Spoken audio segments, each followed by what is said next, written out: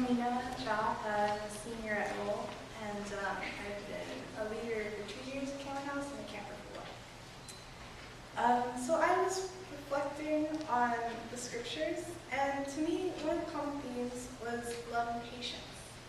You know, it takes steady patience and faith to rejoice in the Lord, even with the whole world turning upside down.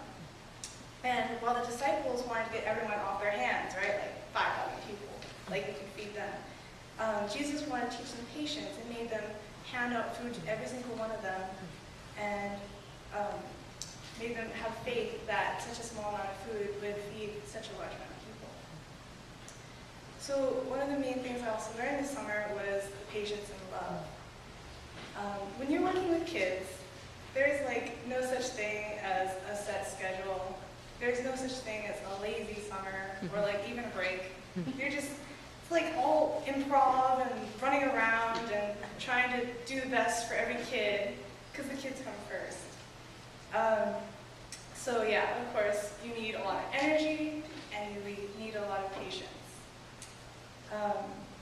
So basically, I learned to hang on to the end of my rope, as my mom says, and while I'm tweezering out invisible splinters, playing basketball with 2 little monkey kids on my legs, staying up till 3 in the morning with the girls on overnight, and then waking up at 6 with the boys, and comforting sobbing girls who really want to play this game, really want to lead it, even though they've only led it 5 times.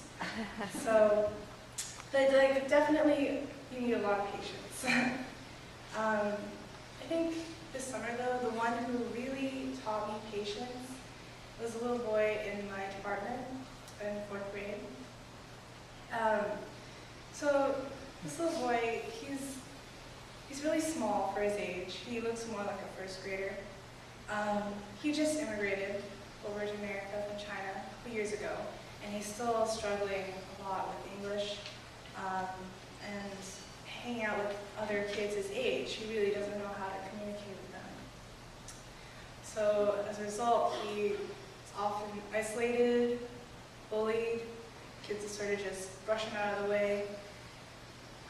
And he became a real troublemaker, a real class joker, trying to get everyone's attention, trying to get people to laugh for him. And so us leaders, we had to constantly discipline him, yell at him.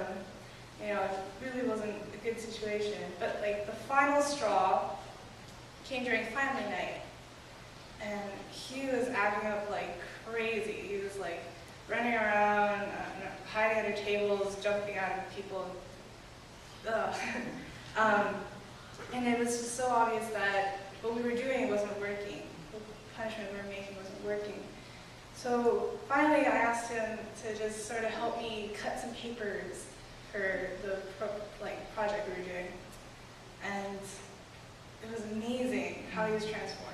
He just, for I think the next week, all he wanted to do was cut paper. And help me out, basically.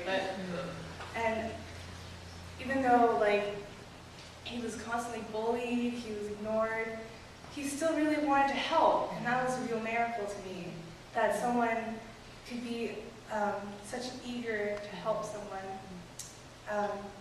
And even though we wasted a lot of paper, it was okay, because he was really, it was all for a good cause.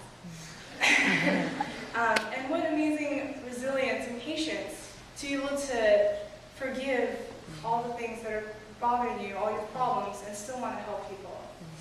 It reminds me that even though with all the SATs and all the college apps and studying like crazy, there's still something more to it. There's something, you want to help people. There's a reason behind it.